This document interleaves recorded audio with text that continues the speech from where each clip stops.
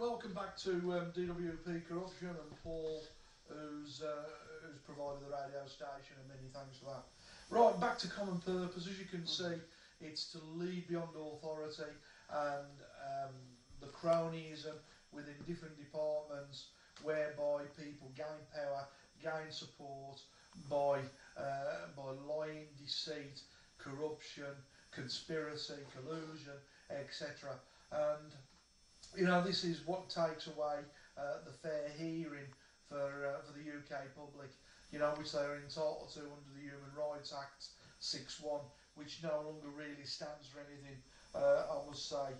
But I mean, in reality, what we have to look at is where local council's concerned, and you look at the benefit system, you look at the council tax, and every area of life that we've talked about so far, it goes to show that it's common purpose orientated.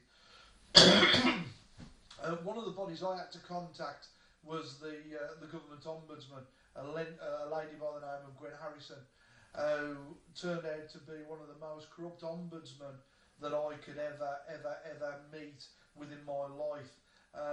She actually colluded with the job centre with a lady by the name of Rosemary Thew, who turned out to be the director for Job Centre Plus and had an interest in my case. The funny thing was, between Rosemary Thew and this lady Gwen Harrison, the ombudsman, they'd exchanged draft letters before the hearing to make sure that the I's was dotted and the T's was crossed, and that the information that was being provided had already been looked over to make sure that there was no cats going to be loose out the bag, and that the infiltration was to have full power and to work in its way against another member of the public. After researching this, we found this to be the case up and down the country, and the reason why staff members of government agencies are moved.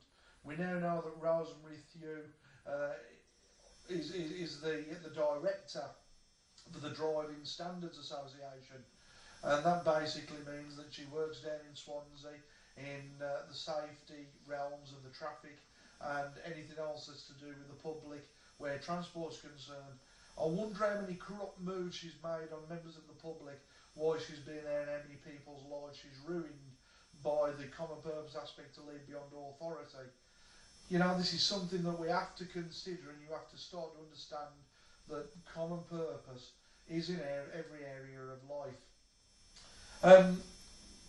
Where would you like to finish now on this particular subject? Right, I mean, obviously, from everything that you put forward today, there's still a lot that needs to be talked about, and you know, there's a lot, and hopefully get you back again and sort of carry on from where we left off here. The point I want to make is to everyone, this will be out on YouTube in the next coming days, and basically the information is there again for you. Now, Martin's mentioned his own site, DWP corruption.co.uk. That's right. His Brian Gary said I'd also like you to check out.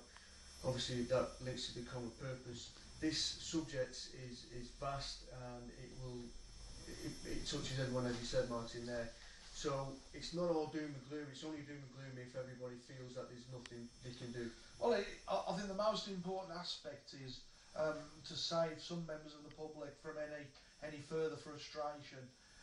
When a compensation case or somebody suffered an injury, it gets to the stage of the first medical report and review with the judicial system.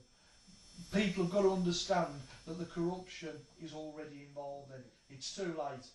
We know that the judicial system are geared up in a corrupt way to make sure that its associates with the judges, the health people, the psychiatrists are already involved in that common purpose track.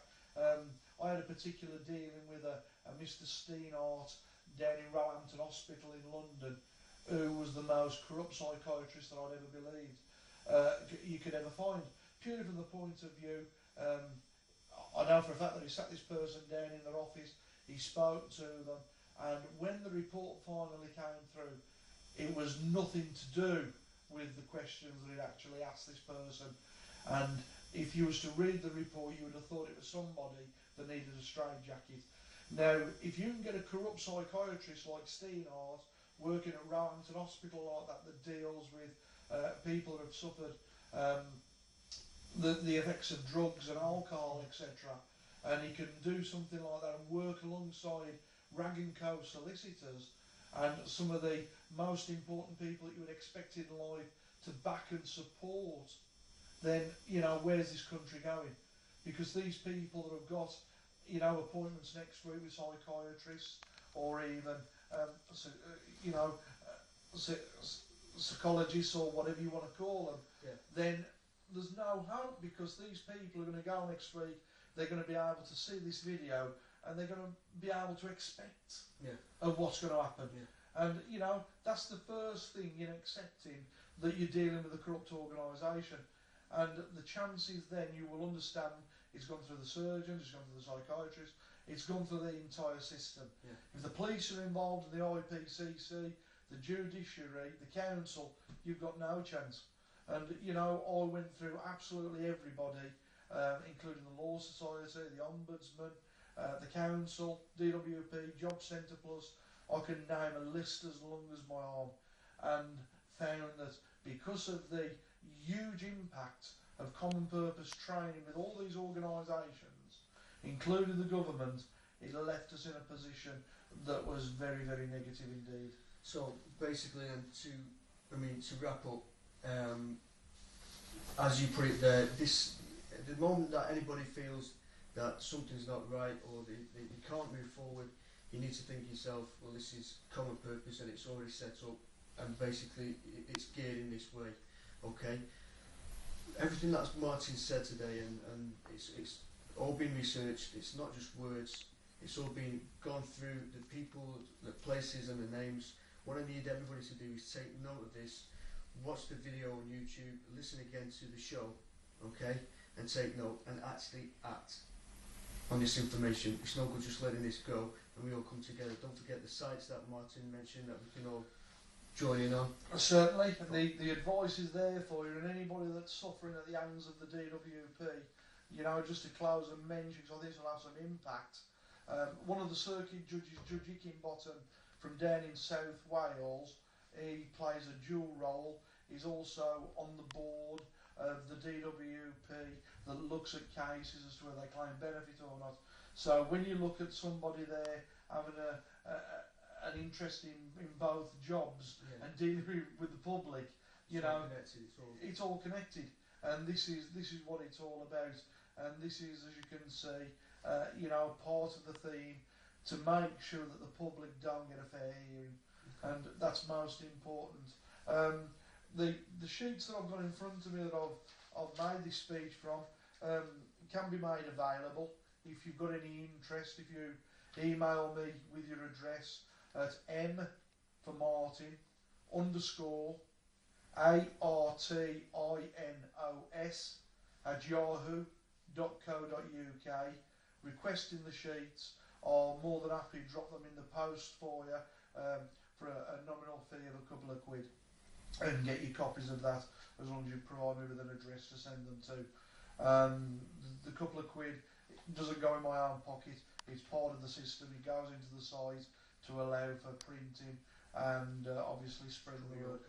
I hope you've enjoyed listening to us, and I hope that I'm fortunate enough again to be invited back by Paul. I hope you've learned something.